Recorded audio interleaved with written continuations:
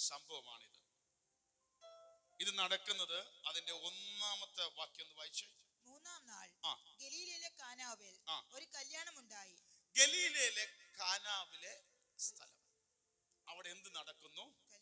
ഒരു കല്യാണം നടക്കുന്നു. ഏറ്റവും സന്തോഷകരമായ, ജോയ്ഫുള്ളായ ഒരു സെലിബ്രേഷൻ നടക്കുന്ന ഒരു സ്ഥലം, സന്തോഷത്തിന്റെ അവസ്ഥയാണ് അവിടെ. ഇനി 2-ാം വാക്യം വായിച്ചേ.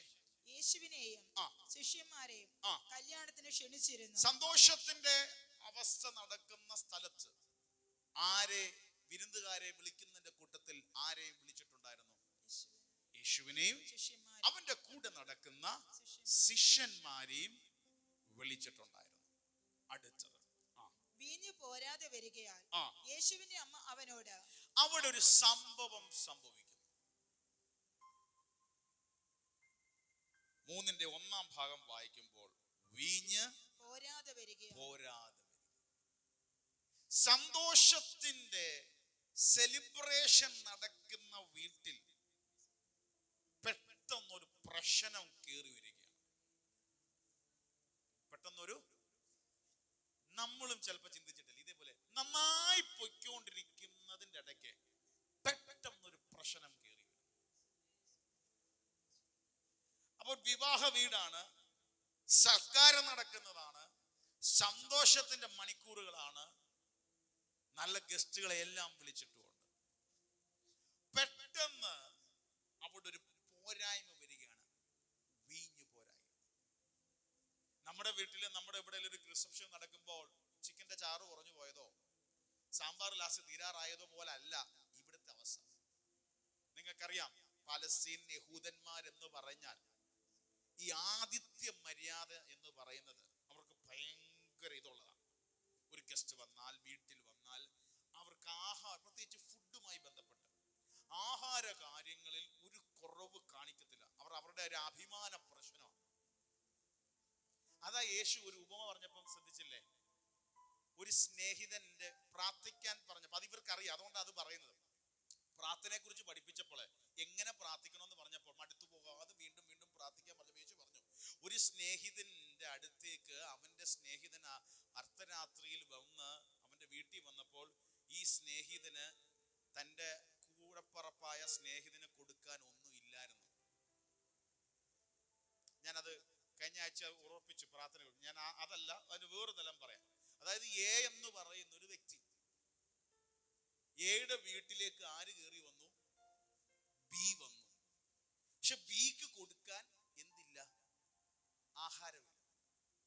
പക്ഷേ എ അയ്യോ ഇന്നില്ല, പട്ടിണിയായിട്ട് കിടന്ന് ഉറങ്ങുന്നല്ല. ആണ് യഹൂദന്റെ ആതിഥ്യ മര്യാദ അനുസരിച്ച് അർദ്ധരാത്രി ആയിട്ട് പോലും എ തന്റെ വീട്ടിൽ നിന്ന് ഇറങ്ങി ഓടി. ഞാൻ എൻ്റെ ഭാഷയിൽ ഇത് പറയാം. എന്നിട്ട് തൻ്റെ ഏറ്റവും അടുത്ത കൂട്ടുകാരനും എല്ലാ സമയത്തും ഏത് രാത്രിയിലും ഫുഡുള്ള സിയുടെ വീട്ടിൽ കയറി ചെന്നു. അവിടെ ചെന്ന് വാതിൽ മുട്ടുക, എന്നിട്ട് പറയുകയാണ് എനിക്ക് ആഹാരം വേണം. അപ്പൊ എന്താ അത് പറഞ്ഞെന്ന് ഉദ്ദേശിച്ചാൽ, അപ്പം യഹൂദന്മാർക്ക് അങ്ങനെയാണ്, ഒരു വീട്ടിൽ ഒരു ആഹാരം കുറവാണെങ്കിൽ അപ്പുറത്തെ വീട്ടിൽ 4 വായിച്ച് വീട്ടിൽ വന്ന ഗസ്റ്റിനെ സൽക്കരിക്കും.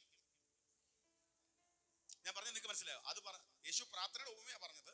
പക്ഷെ ആ ഉപമ പറഞ്ഞപ്പോൾ ഇവർക്ക് കാര്യം മനസ്സിലാണ്, ഇവരിത് ചെയ്യാറുണ്ട്. എടാ, പ്രാർത്ഥന എന്ന് പറഞ്ഞാൽ നിങ്ങളുടെ വീട്ടിൽ എന്തെങ്കിലും ഗസ്റ്റ് വരുമ്പോ, ഇല്ലാതെ വരുമ്പോ മറ്റേ വീട്ടിൽ പോയി മുട്ടി, അവൻ തരത്തിലെന്ന് പറഞ്ഞാലും വീണ്ടും മുട്ടി വന്ന് അവന് നന്മ പ്രാപിച്ചുകൊണ്ട് വന്ന് നിന്റെ വീട്ടിൽ വന്ന് നീ നിന്റെ കൂട്ടുകാരന് കൊടുക്കുന്നത് പോലെ ഹല്ലേലൂയ ആതിഥ്യ മര്യാദ നിങ്ങൾ കാണിക്കത്തില്ലയോ? അതുപോലാണ് പ്രാർത്ഥന എന്ന് പറയുന്നത്. അപ്പൊ ഇതേപോലെ ആ ഉപമ പറയുമ്പോൾ മനസ്സിലാവും, അത്രയ്ക്കും അവർ ആതിഥ്യ മര്യാദ കീപ്പ് ചെയ്യുന്നവരാണ്.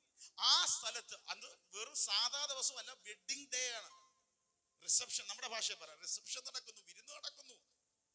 അവിടെ കുറഞ്ഞു പോയെന്ന് പറഞ്ഞാൽ ഇതുപോലൊരു നാണക്കേടില്ല. ഒരു സീരിയസ് വിഷയമാണ്.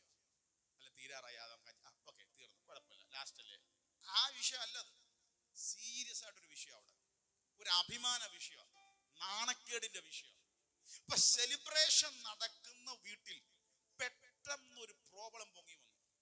ഇതുപോലാണ് നമ്മുടെ ജീവിതത്തിന്റെ അകത്തും നമ്മൾ പ്രതീക്ഷിക്കാത്ത ചില സമയങ്ങളിൽ ചിലത് പൊങ്ങി വരും.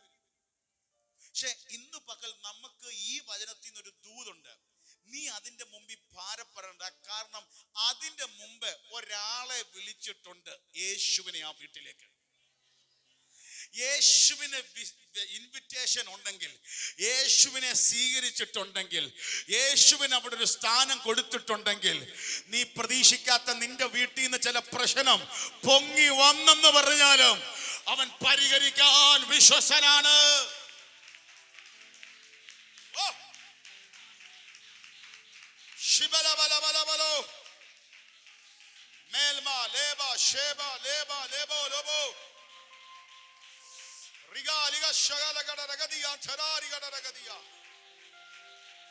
ഒന്ന് അല്പ മിനിറ്റുകൾ കരങ്ങളെ തട്ടെ.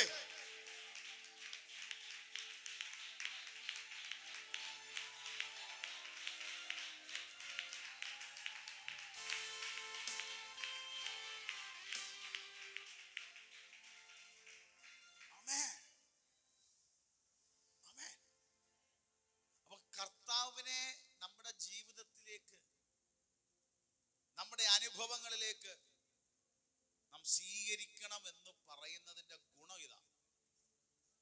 നീ പ്രതീക്ഷിക്കാത്ത ചിലത് നിന്റെ ജീവിതത്തിൽ കയറി വരുമ്പോ അവിടെ പ്രവർത്തിപ്പാൻ ദൈവം സർവശക്തനാണ്. വീഞ്ഞ് തീരാതെ വീഞ്ഞ് തീർന്നു, ഒരു സീരിയസ് ഇഷ്യൂ അവിടെ ഉണ്ടായി, ഒരു പ്രോബ്ലം ഉണ്ടായി. സെലിബ്രേഷൻ നടക്കുന്ന വീട്ടിൽ ക്രൈസിസ് വന്നു, പ്രശ്നം വന്നു. അപ്പോൾ ആ മൂന്നാം വാക്യം ഒന്നുകൂടെ വായിച്ചേ. വീഞ്ഞ് പോരാതെ വരികയാൽ, വീഞ്ഞിന് കുറവ് വന്നയാൽ യേശുവിന്റെ അമ്മ അവനോട് അവർക്ക് വീഞ്ഞില്ല എന്ന് പറഞ്ഞു. ഓക്കേ, പ്രശ്നം വന്നപ്പോ വിഷയം ആരുടെ അടുത്തേക്ക് കൊണ്ടുപോയി? യേശുവിന്റെ അടുത്തേക്ക്. അപ്പൊ നമ്മുടെ ജീവിതത്തിൽ ആ പ്രതിസന്ധി കയറി വരുമ്പോ ഇത് എങ്ങോട്ട് എടുത്തോണ്ട് പോകണം? ആരെ അറിയിക്കണം? കർത്താവിന്റെ കരങ്ങളിലേക്ക് കൊടുക്കണം. കാരണം നീ വിളിച്ചിട്ട് നിന്റെ വീട്ടിൽ വന്നൊരു ദൈവമുണ്ട്. നീ യേശുവിനെ സ്വീകരിച്ച് നിന്റെ ജീവിതത്തിൽ വന്നൊരു നാഥനുണ്ട് എങ്കിൽ നിന്റെ വിഷയത്തെ കർത്താവിന്റെ കരങ്ങളിലേക്ക് കൊടുക്കുക. അപ്പൊ നമ്മളിൽ നിന്ന് ദൈവം ആഗ്രഹിക്കുന്ന ഒരു കാര്യം, ഒന്ന്, ജീവിതത്തിൽ ആരെ സ്വീകരിക്കണം, ആരെ വിളിക്കണം? കർത്താവ്. പ്രതീക്ഷിക്കാത്ത പ്രശ്നം കയറി വരുമ്പോ അയ്യോ വന്നല്ലോ, അയ്യോ വന്നല്ലോ, അയ്യോ വന്നല്ലോ, അവരെയും കുറ്റം പറഞ്ഞ് ഇവരെയും കുറ്റം പറഞ്ഞ് അതും പറഞ്ഞ് ഇവരും പറഞ്ഞ് വീട്ടുകാരെ അങ്ങോട്ടും ഇങ്ങോട്ടും മാറി പറഞ്ഞ് ഒന്നും പറയണ്ട, വിഷയത്തെ എടുത്തുകൊണ്ട് അപ്പന്റെ സല്ലിലേക്ക് ചെല്ലുക. എന്നാലും അവർക്കറിയത്തില്ലേ, അങ്ങനെ ഇത്രയും പേര് വരുന്നല്ലേ, വരുന്നല്ലേ, അറിയത്തില്ലയോ, ക്രമീകരിച്ചില്ലയോ, മനുഷ്യൻ ഇതെല്ലാം പറഞ്ഞുകൊണ്ടിരിക്കും. പക്ഷെ ഇതിന്റെയൊക്കെ മധ്യത്തിൽ ഇവിടെ വിളിച്ചൊരുത്തന്റെ അടുത്തേക്ക് ആ വിഷയത്തെ എടുത്തുകൊണ്ട് ദൈവം കൊണ്ടുപോകുക.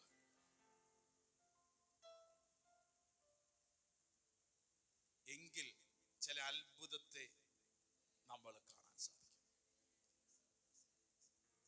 അപ്പൊ യേശു ആ സമയത്ത് പറയുന്നുണ്ട്, എന്റെ നാഴിക സമയം വന്നിട്ടില്ല എന്ന് പറഞ്ഞു. അതിനാണ് യേശുവിന്റെ അമ്മ പറഞ്ഞ മറുപടിയാണ് നമ്മൾ ഇന്നത്തെ ശുശ്രൂഷയിലേക്ക് വരുന്നത്. 5-ാം വാക്യം ഒന്നുകൂടെ വായിച്ചേ. അവന്റെ അമ്മ ശുശ്രൂഷക്കാരോട്, അവൻ നിങ്ങളോട് എന്തെങ്കിലും കൽപ്പിച്ചാൽ അത് ചെയ്യുവീൻ എന്ന് പറഞ്ഞു. അവിടെ യേശുവിന്റെ അമ്മ മറിയ ശുശ്രൂഷക്കാരോട് പറയാണ്, ഒരു ക്രൈസിസിൽ വന്ന് നിൽക്കുകയാണ്, ഒരു കുറവിൽ വന്ന് നിൽക്കുകയാണ്. അവൻ ഇനി എന്തെങ്കിലും കൽപ്പിച്ചാൽ അത് നിങ്ങൾ ചെയ്തോണം.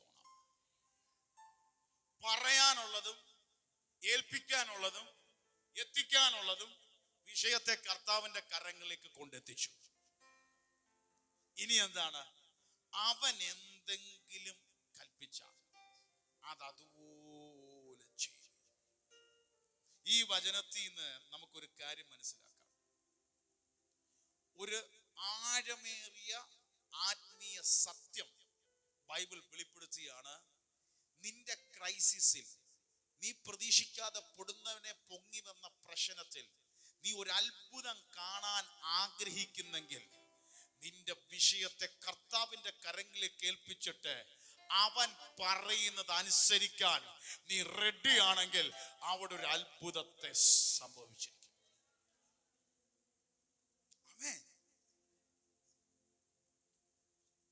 അവിടെ യേശുവിന്റെ അമ്മ മറിയ പറയാം, അവൻ എന്തെങ്കിലും കൽപ്പിച്ചാൽ. അതിന്റെ അർത്ഥം എന്താ പറയാ? അനുസരണം. പൂട്ട് തുറന്ന് ഒരു വീട് തുറക്കുന്ന പോലെ അത്ഭുതത്തെ തുറന്നുകൊണ്ട് വരും. ഇനി ഇതായിട്ടൊന്ന് വായിച്ചേ.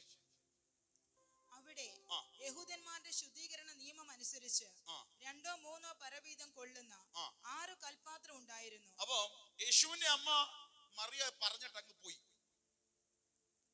അപ്പൊ ആ വീട്ടില് അവിടെ എന്തുണ്ടായിരുന്നു? എത്ര കൽപാത്രം ഉണ്ടായിരുന്നു? 2 or 3 പരവീതം കൊള്ളുന്ന 6 കൽപാത്രം. 6 ഒരു വലിയ ഭരണി അല്ലെങ്കിൽ കൽപാത്രം, എന്തോ രീതിയിലായിക്കോട്ടെ, കൽപാത്രം ഉണ്ടായി. അടുത്ത് യേശു അവരോട്, ഇനി ശ്രദ്ധിച്ചോണം, യേശുവിന്റെ അമ്മ മറിയ പറഞ്ഞിട്ടുണ്ട്, അവൻ എന്തെങ്കിലും അല്ലെ എന്ത് കൽപ്പിച്ചാലും നിങ്ങൾ എന്ത് ചെയ്യണം? ചെയ്യണം. യേശു എന്തോ പറഞ്ഞേ? യേശു അവരോട്, ഈ കൽപാത്രങ്ങളിൽ വെള്ളം നിറപ്പീൻ എന്ന് പറഞ്ഞു. യേശു കൽപാത്രങ്ങളിൽ എന്ത് നിറയ്ക്കാൻ പറഞ്ഞു? വെള്ളം നിറപ്പീൻ. എന്താ പ്രശ്നം? എന്തുവാ? വീഞ്ഞ്. യേശു എന്തോ നിറയ്ക്കാൻ പറഞ്ഞേ? വെള്ളം നിറയ്ക്കാൻ പറഞ്ഞു. അടുത്ത് അവർ വക്കോളം നിറച്ചു. ഇവർക്ക് മനസ്സിലായി. ഇതിന് മുമ്പ് യേശുവിന്റെ അമ്മ പറഞ്ഞിട്ട് പോയി, അവൻ എന്തെങ്കിലും കൽപ്പിച്ച. ശുശ്രൂഷക്കാരെന്താ ചെയ്തെന്നറിയാമോ? അതങ്ങ് വക്കോളം നിറച്ചു. വക്കോളം അറിയാമല്ലോ, മേളി തുളുമ്പി ഇപ്പൊ പുറത്തു പോകുന്ന പറഞ്ഞ് നിൽക്കുന്ന വക്കോളം നിറച്ചു. അപ്പൊ അത്ഭുതം നമ്മുടെ ജീവിതത്തിൽ കാണണമെങ്കിൽ കർത്താവ് പറയുന്നത് അനുസരിക്കണം. ഇന്ന് നമ്മളെ നോക്കി നമ്മുടെ മുമ്പിൽ ചില പ്രതിസന്ധി, ക്രൈസിസ് നമ്മൾ പോലും പ്രതീക്ഷിക്കാതെ വന്നിരിക്കും. പക്ഷെ അതിന്റെ മധ്യത്തിൽ അത്ഭുതം നടക്കാൻ അവരെന്ത് ചെയ്തു? മുഴുവനായി നിറച്ചു. ഇനി തരട്ട് വായിച്ചു. ഇപ്പോൾ കോരി വിരുന്നുവാഴിക്ക് കൊണ്ടുപോയി കൊടുപ്പീൻ എന്ന് അവൻ പറഞ്ഞു. അടുത്തത് അവർ കൊണ്ടുപോയി കൊടുത്തു. അവിടെ ഒന്ന് വെള്ളം നിറച്ചു. അടുത്തെന്തോ പറയുന്നേ? കൊണ്ടുപോയി. ഇവരതും അനുസരിച്ചു. കാരണം ഇവരോട് പറഞ്ഞിട്ടുണ്ട്, എന്തെങ്കിലും കൽപ്പിച്ചാൽ. വീഞ്ഞാ വേണ്ടത്, വെള്ളം നിറച്ചു. വീഞ്ഞായിട്ട് കൊണ്ടു കൊടുക്കുകയല്ല, വെള്ളം നിറച്ചിട്ട് പറഞ്ഞു കൊണ്ടുപോയി കൊടുക്കും. അവരെന്ത് ചെയ്തു? കൊണ്ടുപോയി കൊടുത്തു. വിരുന്നുവാരിക്ക് കൊണ്ടുപോയി കൊടുത്തു. അടുത്ത അത് എവിടെ നിന്ന് എന്ന് വെള്ളം കോരിയ ശുശ്രൂഷക്കാരല്ലാതെ വിരുന്നുവാഴി അറിഞ്ഞില്ല. ഇത് ഇവിടെ എന്താ സംഭവിച്ചെന്ന് വേറെ ആരും അറിഞ്ഞില്ല. ഒരു ആത്മസത്യം ഞാൻ പറയട്ടെ, ചില പ്രതിസന്ധിയുടെ കൂടെ കടന്നു പോകുമ്പോൾ വേറെ ആരും ഒന്നും അറിയില്ല. പക്ഷെ കർത്താവിന്റെ കരങ്ങളിലേക്ക് നീ വിഷയം കൊടുത്തിട്ടുണ്ടെങ്കിൽ വേറെ ആരും അറിയാതെ ചില പച്ചവെള്ളത്തിൽ ചിലത് സംഭവിച്ചുകൊണ്ടിരിക്കുക. പാസ്റ്റർ, എന്റെ ജീവിതത്തിൽ എന്താ ഇപ്പൊ സംഭവിക്കുന്നത്? ഇതാ, ചില പച്ചവെള്ളങ്ങൾ നീ പോലും അറിയാതെ വീഞ്ഞാവാൻ പോവാ. വെളിയിൽ ഒരുത്തനും അറിയില്ല. വെളിയിൽ കാണുന്നവൻ, നീ മീറ്റിങ്ങിന് വരുന്നു, ബുധനാഴ്ച വരുന്നു, വെള്ളിയാഴ്ച വരുന്നു, ഞായറാഴ്ച വരുന്നു, ഇവിടെ പാടി കൈകൊട്ടി പോകുന്നു, ഇത് മാത്രമേ കാണുന്നുള്ളൂ. വീട്ടിൽ പോകുന്നു, പ്രാർത്ഥിക്കുന്നു. പക്ഷെ അവരാരും കാണാത്ത ചില മണ്ഡലങ്ങളിൽ ഞാൻ ചിലരോട് ദൂത് പറയാം, തൊട്ട് സംസാരിക്കുക. ചില മീറ്റിങ്ങിൽ ഒന്നും മനസ്സിലാകുന്നില്ല. പക്ഷെ നീ ഇവിടെ ഇരിക്കുമ്പോഴും നീ പോലും അറിയാതെ ചില കൽപാത്രങ്ങൾ നിറഞ്ഞ് ഒരത്ഭുതത്തിലേക്ക് വഴിമാറുക. നീയും നിന്റെ കർത്താവും മാത്രമേ അറിയുന്നുള്ളൂ. ചിലപ്പോ നിനക്കും മനസ്സിലാകുന്നില്ല.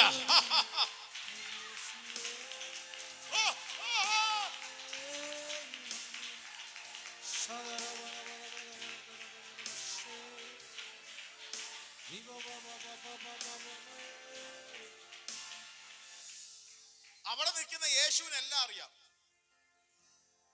വിരുന്നിന്റെ ഭാഗത്ത് നിൽക്കുന്ന, കാറ്ററിംഗിന്റെ സെഷന്റെ അകത്ത് നിൽക്കുന്ന വിരുന്നുവാരിക്ക് ഒന്നും അറിയില്ല. ഇത് എവിടുന്നാന്ന് പോലും അറിയില്ല. കൊണ്ടുപോയി കൊടുത്ത കോരിയവർക്ക് മാത്രം അറിയാം ഇതിന്റെ ഈ വെള്ളം കോരി നിറച്ചിട്ടുണ്ടെന്ന് മാത്രം അറിയാം. അവന് പോലും പൂർണ്ണം അറിയത്തില്ല ഇതിന്റെ അകത്ത് എന്താ നടക്കാൻ പോകുന്നതെന്ന്. ചില വിഷയങ്ങൾക്ക് അങ്ങനെ നിന്റെ വീട്ടിൽ നീ പോലും പ്രതീക്ഷിക്കാതെ കേറി വന്ന ചില ക്രൈസിസുകൾ, എന്റെ ദൈവത്താൽ ചില ഇടപെടലുകൾ സംഭവിക്കുകയാണ്.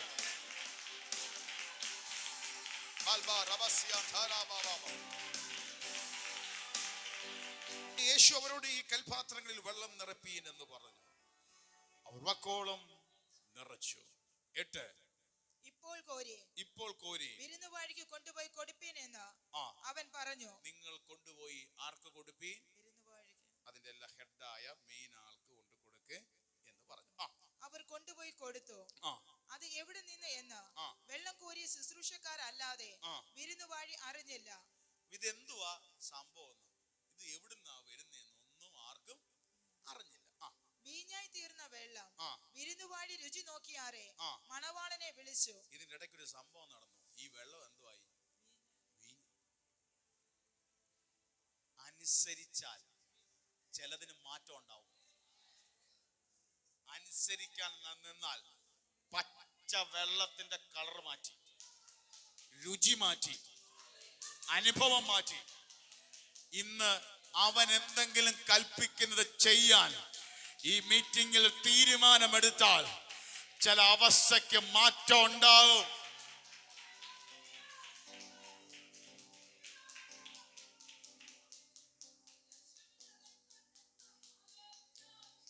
അനുസരണത്തിന്റെ മേലുള്ള അത്ഭുതം പറയുക. ഉറക്കെ പറ, അനുസരിച്ചാലുള്ള അത്ഭുതം.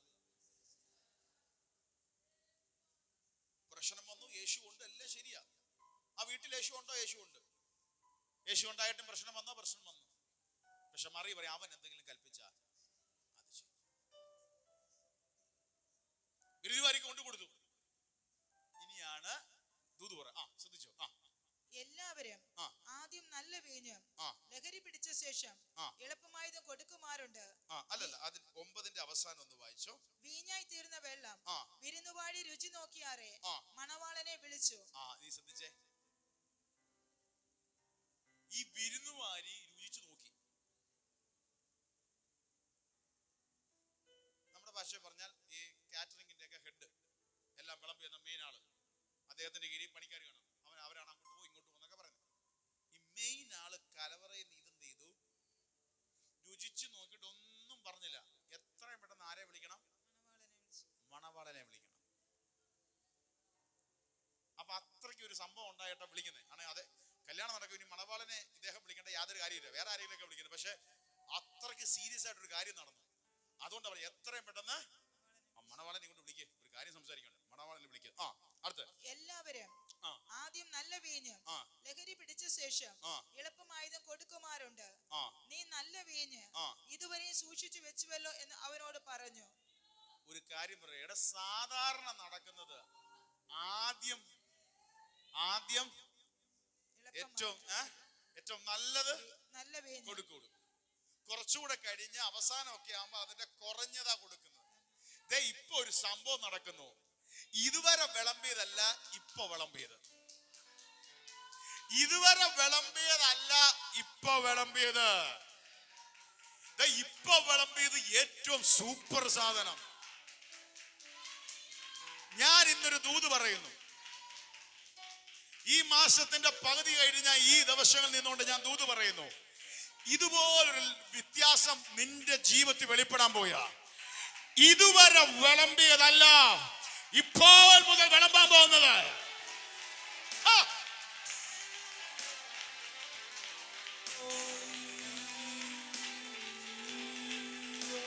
ഇതുവരെ കണ്ടതല്ല, ഇതുവരെ രുചിച്ചതല്ല, പുതിയത്.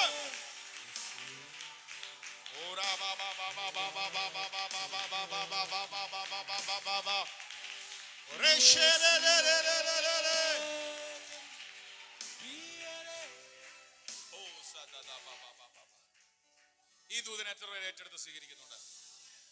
ഇതുവരെ നീ കണ്ടതും വിളമ്പിയതുമല്ല ഇനി വിളമ്പാൻ പോകുന്നത്. ഇതൊരു അത്ഭുതം നടന്നതിന്റെ വിളമ്പലാണ്. അനുസരണത്തിന് ശേഷമുള്ളൊരു വിളമ്പലാണ്.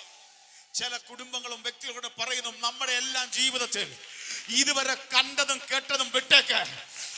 ഇതുവരെ കാണാത്ത ചിലത് എന്റെ ദൈവ സ്വർഗ സിംഹാസനത്തിൽ നിന്ന് നിനക്കായി വിളമ്പുന്നു.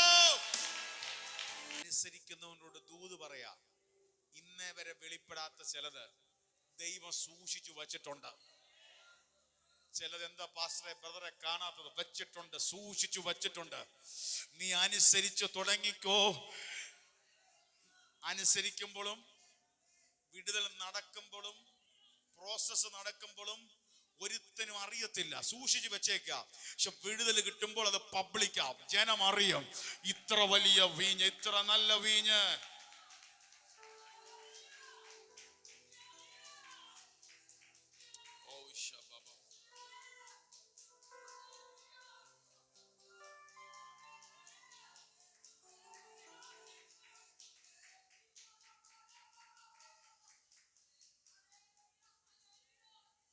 ദൈവം സൂക്ഷിച്ചു വെച്ചിട്ടുണ്ട്.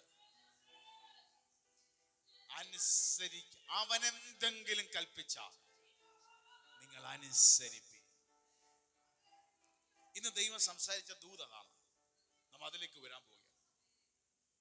അവൻ എന്തെങ്കിലും കൽപ്പിച്ചാൽ അനുസരിക്കും. വലിയ സാന്നിധ്യമാണ് നിറയ്ക്കുന്നത്. ഒന്ന് രണ്ട് കാര്യം പറഞ്ഞ് നമ്മൾ ശക്തമായി പ്രാർത്ഥിക്കാൻ പോവാം. ഇനി ഒന്ന് ശ്രദ്ധിച്ചേ. ബൈബിൾ ഉടനീളം പുതിയ നിയമം പഴയ നിയമം ഒരു സത്യമേറിയ ഒരു ദൈവത്തിന്റെ ഒരു മർമ്മമാണ് അനുസരണം. കർത്താവ് പറയുന്നതിനെ നമ്മൾ എന്ത് ചെയ്യാ? നമ്മുടെ മാതൃക ആരാന്നറിയാം? യേശു കർത്താവാണ്. യേശു ഈ ഭൂമി വന്നപ്പോ യോർദാനിൽ യോഹന്നാൻ സ്നാനം കഴിപ്പിച്ചുകൊണ്ടിരിക്കുകയാണ്. യേശു അവിടേക്ക് നടന്നു വന്നു. യേശു വരുന്ന കണ്ടു.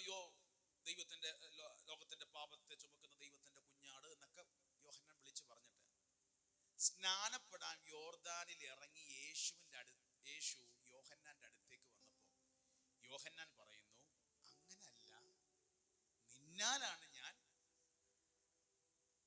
നിന്നെ സ്നാനപ്പെടുത്താനുള്ള യോഗ്യത എനിക്കില്ല. യേശു ഒരു കാര്യം പറഞ്ഞു, ഇപ്പോൾ സമ്മതിക്കാം, ഇങ്ങനെ സകല നീതിയെയും എന്ന് പറഞ്ഞ് യോഹന്നാന്റെ കൈക്കീഴിൽ ദൈവപുത്രൻ സ്നാനപ്പെട്ടു. അനുസരണത്തെ കാണിക്കുകയാണ്. ആരാ നമ്മുടെ മാതൃക? യേശു. അപ്പം എല്ലാവരും സ്നാനപ്പെടണം. ഇതിങ്ങനെ നീതിയാണ്, ഇതിനൊരു മാറ്റം ഇല്ല എന്ന് പറഞ്ഞ് മാതൃക കാണിച്ച് അനുസരണമുള്ളവനായി അതനുഭവിച്ചു. ആമേൻ.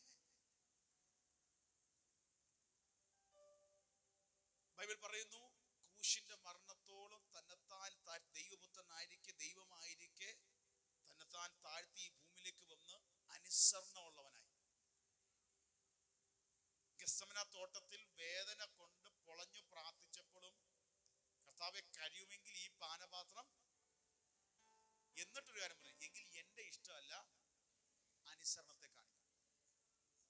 അനുസരിച്ചതിന്റെ ഫലമാണ് എല്ലാ നാമങ്ങൾക്കും മേലായ നാമമായി യേശു കർത്താവിന്റെ നാമം ഉയർന്നു നിൽക്കുന്നത്. 1000 നാമങ്ങൾ ഇവിടെ ഉയർന്നു നിന്നാലും 10,000 നാമങ്ങളുടെ ശബ്ദം ഉണ്ടെങ്കിലും അതിനെയൊക്കെ പൊട്ടിച്ച് താഴ്ത്തി വീഴുന്ന ഒരേ ഒരു നാമം യേശു കർത്താവിന്റെ നാമം. സ്വർലോകരുടെയും ഭൂലോകരുടെയും അധോലോകരുടെയും, അതായത് സ്വർഗത്തിൽ, ഭൂമിയിൽ, അധോലോകത്തിൽ എല്ലാം മുഴങ്കാലും മടങ്ങുന്ന ഒറ്റ നാമം യേശു ക്രിസ്തുവിന്റെ നാമം. അത് വരാൻ കാരണം അനുസരണമുള്ളവനെ ദൈവം ഉയർത്തി. അപ്പൊ യേശു കർത്താവ് അനുസരിച്ച് നൽകി. അപ്പൊ നമ്മുടെ ജീവിതത്തിൽ നമ്മൾ ഒന്നാം സ്ഥാനം കൊടുക്കുന്നത് കർത്താവ് പറഞ്ഞ വാക്കിനും കൽപ്പനയ്ക്കുമാണ്. നമ്മൾ ഒന്നാം സ്ഥാനം കൊടുക്കുന്നത്. ഇന്ന് ഈ ദിവസങ്ങളിൽ അതിന് നിങ്ങൾ കർത്താവ് എന്ത് കൽപ്പിച്ചു, കർത്താവ് എന്ത് പറഞ്ഞു, അതനുസരിക്കാൻ ദൈവാത്മാവിനെ സഹായിക്കണമേ എന്ന് നിങ്ങൾ ആത്മാർത്ഥമായി പ്രാർത്ഥിക്കണം. ഇനി ശ്രദ്ധിച്ചേ, ബൈബിളുടനീളം നോക്കുമ്പോൾ അങ്ങനെ അനുസരിച്ചവരുടെ ജീവിതത്തിൽ പ്രധാനപ്പെട്ട ഒന്ന്, സൗഖ്യങ്ങൾ കിട്ടിയിട്ടുണ്ട്. നേരത്തെ പറഞ്ഞ പോലെ നന്മകൾ കുറവിന്റെ മേൽ നിറവ് വെളിപ്പെട്ടിട്ടുണ്ട്. 3, നഷ്ടപ്പെട്ടത് പലതും തിരിച്ചു പിടിച്ചിട്ടുണ്ട്. ഇത് 3 മേഖലയിലും നടന്നിട്ടുണ്ട്. നമുക്കറിയാം, ഞാൻ ഓരോന്ന് ബാക്കി എടുക്കില്ല, അറിയാവുന്ന സംഭവമാണോണ്ട് ഒന്ന് പറഞ്ഞ് നമ്മൾ പത്രോസിനെ ദൈവം വിളിച്ചപ്പോൾ ഒരു ശൂന്യാവസ്ഥയിലായിരുന്നു. ഒരു രാത്രി മുഴുവൻ അധ്വാനിച്ചു. അങ്ങനെ നിൽക്കുമ്പോഴാണ് പത്രോസിനെ കാണുന്ന. അവന്റെ പടകിലേക്ക് ചെല്ലുന്നു. ആ പടകൊന്ന് നീക്കാൻ പറഞ്ഞു. പടകിൽ കയറുന്നു. യേശു പ്രസംഗിക്കുന്നു. പ്രസംഗം കഴിഞ്ഞതിന് ശേഷം യേശു പത്രോസിനെ നോക്കി എന്താ പറഞ്ഞത്? ആഴത്തിലേക്ക് വല വീശാം. അപ്പൊ പത്രോസ് എന്താ പറഞ്ഞത്? അതാ, ഞാൻ രാത്രി മുഴുവൻ അധ്വാനിച്ചു, എനിക്ക് ഒന്നും കിട്ടിയില്ല. മുഴുവൻ അധ്വാനിച്ചു, എനിക്കൊന്നും കിട്ടിയില്ല. പക്ഷേ നിന്റെ വാക്കിന് വലയിറക്കും.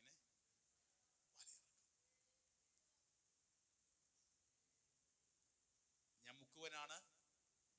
മുക്കുവ വീട്ടിൽ വളർന്നതാണ്. കടലിന്റെ കരയിൽ വളർന്ന എല്ലാ അനുഭവം ഉണ്ട്. എപ്പം മീൻ കിട്ടും കിട്ടാതിരിക്കും എനിക്കെല്ലാം അറിയാം. ഞാൻ മുക്കുവനാണ്. വല എന്റേതാണ്. എല്ലാം എനിക്കറിയാം. പക്ഷെ കടല് നിന്റേതാണ്. അതുകൊണ്ട് ഞാൻ വല വീശുന്നു. ആ അനുസരണത്തിൽ എന്ത് സംഭവിച്ചു? കഴിഞ്ഞ മണിക്കൂർ മുഴുവൻ ഒന്നും കിട്ടാത്തവന്റെ പടക് നിറഞ്ഞ മാത്രമല്ല, ആ പടക് നിറഞ്ഞിട്ട് അടുത്ത പടക് നിറഞ്ഞു. അപ്പൊ ദൈവവാക്ക് അനുസരിക്കാൻ തയ്യാറായാൽ, ഈ നല്ല സമയത്തല്ല ദൈവം, ചില സമയത്തെ അടുത്തിരിക്കുന്നവരെ നമ്മുടെ ചില നല്ല സമയത്ത് ചിലത് അനുസരിക്കാൻ ദൈവം പറയത്തില്ലെന്ന് പറയാം. നിങ്ങൾക്ക് മനസ്സിലല്ലേ? ഒന്നുകൂടെ പറയാം. ഈ കുഴപ്പമില്ലാതിരിക്കുമ്പം നമ്മളോടൊരു കാര്യം പറഞ്ഞാൽ നമ്മൾ അനുസരിക്കും. ഇതെന്ന് പറയോ, നിങ്ങൾക്ക് അറിയാവുന്നവർക്ക് അറിയാം, അല്ലെങ്കിൽ കണ്ടില്ല. ഈ മീൻ പിടുത്തം എന്ന് പറഞ്ഞാൽ നമ്മൾ ഉദ്ദേശിക്കുന്ന പോലെയല്ല. ഭയങ്കര കഷ്ടപ്പാടാ, അധ്വാനം, കുഴയും. ഒരു രാത്രി മുഴുവൻ വലയിടുവാന്ന് പറഞ്ഞാൽ വലയിട്ടിട്ട് തിരിച്ചു. നിങ്ങൾ വീഡിയോയിലൊക്കെ ഒന്ന് പോയി കാണണം, അല്ലെങ്കിൽ യൂട്യൂബിൽ അടിച്ചിട്ട് നോക്കണം. ആ വല തിരിച്ചു ഇടുന്നതും പാടാ, ഈ മീൻ കിട്ടിയിട്ട് തിരിച്ചു വലിക്കുന്ന പിടുത്തമുണ്ട്. അത് ഇത്രയും പേര് നമ്മൾ ഉദ്ദേശിക്കുന്ന പോലെ അല്ല. അധ്വാനം അതിനപ്പുറം. അവിടെയൊക്കെ പോകുമ്പോൾ നിങ്ങൾ അതൊക്കെ ഒന്ന് കാണണം. ഭയങ്കര അധ്വാനം ഉള്ളതാ.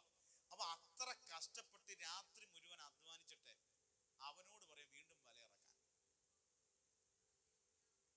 വൈകിട്ട് പോകാൻ നേരത്ത് പറയായിരുന്നെങ്കിൽ ഒന്നും കുഴപ്പമില്ല.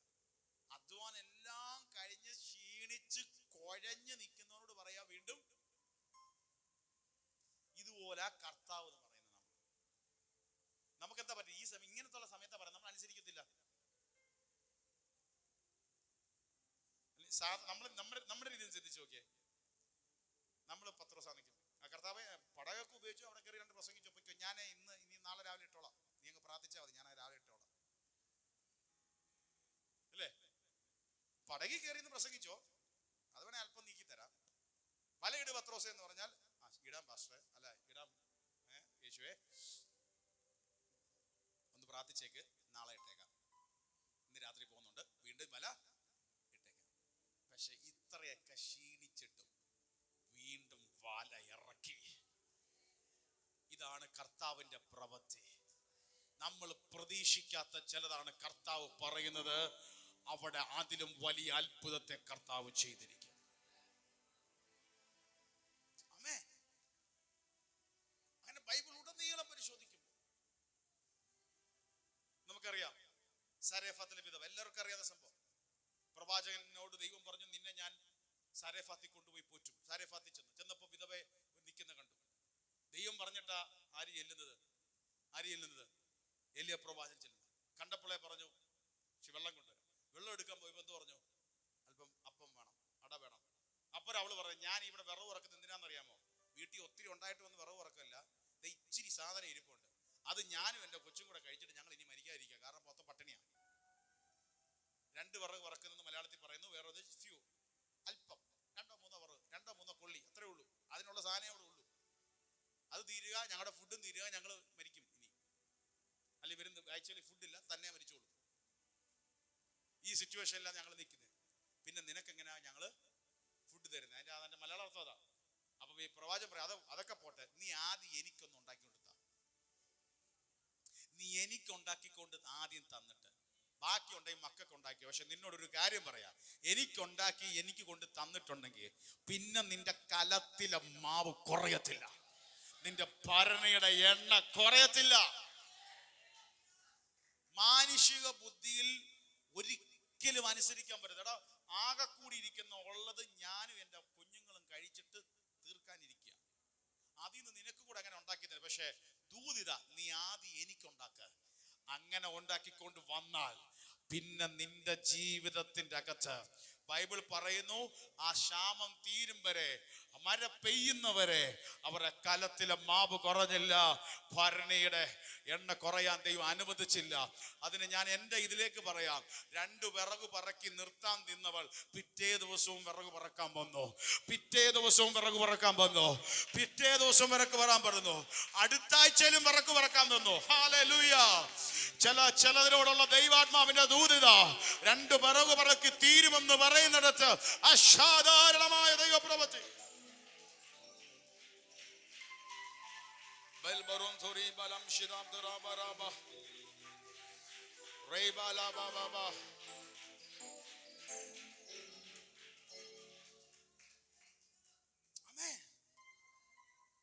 അതുപോലെ സൗഖ്യത്തിന്റെ ഒരു വിഷയം, ആ വചനം ഒന്ന് വായിച്ച്, യോഹന്നാൻ 9:1 തൊട്ടൊന്ന് വായിച്ചു. യോഹന്നാന്റെ സുവിശേഷം 9-ാം അധ്യായം 1-2 വാക്യങ്ങൾ ആദ്യം ഒന്ന് വായിച്ച്. അവൻ കടന്നു പോകുമ്പോൾ പിറവിയിലെ കുരുടനായൊരു മനുഷ്യനെ കണ്ടു.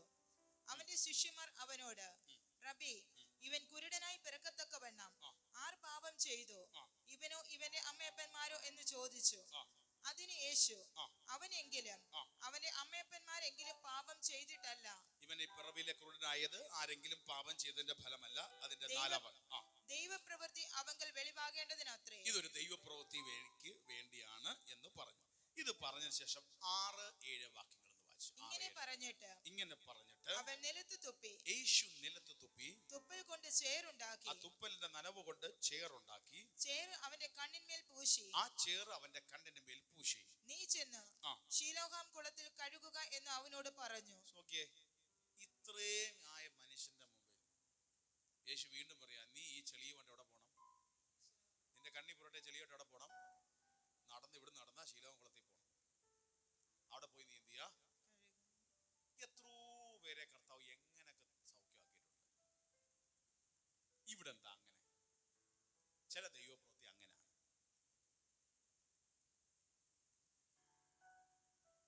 യേശുവിനൊരു വാക്കുകൊണ്ടോ തൊട്ടോ കൽപ്പിച്ചോ ഒക്കെ സുഖപ്പെടുത്താമായിരുന്നു, പക്ഷെ അവിടെ നടന്നില്ല. ചേറുണ്ടാക്കി, ആ ചേറ് കണ്ണി പുരട്ടി, ഇനി ഈ ചേറും വെച്ചോണ്ട് എവിടം വരെ പോണം? ചില സമയത്ത് അങ്ങനെ മറ്റുള്ളവർ കാണും, ദൈവമേ മറ്റുള്ളവർ കണ്ടല്ലോ, കുഴപ്പമില്ല, നീ തിരിച്ചു വരുന്ന അത്ഭുതം കണ്ടോണ്ടാ. ഞാൻ നിങ്ങൾക്ക് മനസ്സിലായോ? ഇതൊരു ദൂത. ചില വിഷയത്തിലൊക്കെ നമ്മുടെ കണ്ണിൽ ചില ചേറിരിക്കുന്ന, വെളിയിൽ നിന്നൊരുത്തം നോക്കുമ്പോൾ ചെളിയായിരിക്കുന്നത്. പക്ഷെ ചിലപ്പോൾ ദൈവം അങ്ങനെ, എടാ അതും വെച്ചോണ്ട് പോയിക്കോളാൻ പറയും.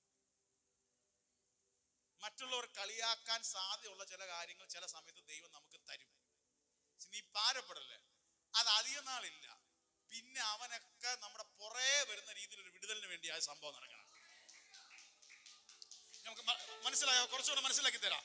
ചില സമയത്ത് അങ്ങനെ നമ്മൾ ദൈവപ്രവൃത്തി എന്നൊക്കെ പറഞ്ഞത്, അതായത് ഇവന്റെ ഒരു കുഴപ്പമില്ല, ഇവൻ പാപം ചെയ്തിട്ടേ ഇല്ല, ഇവന്റെ പാപോ ഇവന്റെ അമ്മയപ്പന്മാരുടെ പാപോ ഒന്നുമല്ല. അങ്ങനെ യേശു പറഞ്ഞ ഇവൻ ഒരു കുഴപ്പവും ഇല്ല, വലിയ ദൈവപ്രവൃത്തി ഇവന് വെളിപ്പെടാൻ പോവാ. എന്തോ ദൈവപ്രവൃത്തി? ചേറും കൂട്ടി ശിലോകുളത്തിലേക്ക് പോവാ. നാട്ടുകാരെല്ലാം വേണ്ട കൊള്ളാം. ഒന്നാതെ പറയുന്നത് നിന്റെ വീട് ശാപമാണെന്ന്. അതെ, ഇപ്പൊ എന്താ യേശു കൂടെ വന്നിട്ട് ചേറുകൂടെ പുരട്ടി നീ നടക്കുക. ഇതൊക്കെ നമ്മുടെ ജീവിതത്തിൽ പച്ചയായ അനുഭവങ്ങളാണ്, അല്ലേ? ഞാൻ പറഞ്ഞത് ശരിയല്ലേ? പക്ഷെ ഒരു ദൂത് പറയാം, അവൻ ചില കാര്യത്തിൽ ദൈവം അങ്ങനെയൊക്കെ കൽപ്പിക്കും. അടുത്ത ചിലപ്പോ ദൈവം അങ്ങനെയൊക്കെ പറയുമെന്ന് പറയാം. ആ അനുഭവത്തിൽ കൂടെ നമ്മളെ കൊണ്ടുപോവുകയും ചെയ്യും. ചിലപ്പോ ഇവൻ എന്നാലും എന്റെ കർത്താവേ, ചേറ് ഒന്നാതെ തുപ്പല് കൊണ്ട് ചേറ് പുരട്ടി കണ്ണി പുരട്ടി അങ്ങ് സൗഖ്യമാവട്ടെ എന്നൊക്കെ പറഞ്ഞായിരുന്നെങ്കിൽ അങ്ങ് രക്ഷയില്ല. ഉടനെ പറയും ഇത് എടുത്തോണ്ട് അങ്ങോട്ട് പോകാൻ. ഈ വരുന്ന നാട്ടുകാരെ മൊത്തം കാണിച്ചുകൊണ്ട് ഞാൻ എവിടെ പോണം? ശിലോഹാം കുളത്തിൽ പോകണം. ചിലതിന്റെ മേൽ സംഭവിച്ചെന്നറിയാം, അവൻ പോയി കഴുകി സൗഖ്യമായിട്ട് വന്നു. പിന്നീട് അവിടെ കണ്ടത് അവനെ വിളിക്കുന്നു, അവന്റെ അമ്മയപ്പന്മാരെ വിളിക്കുന്നു, നാട് മൊത്തം ഇളകി. എടാ ഇവൻ തന്നെയാണോ? ഇനി വേറെ ഭൂതമാണോ? കാരണം ഇന്നേ വരെ അവർ കണ്ടിട്ടില്ല ഇതുപോലൊരു അത്ഭുതം. പിറവിയിലെ കുരുടന്റെ കണ്ണ് തുറക്കുന്നത്.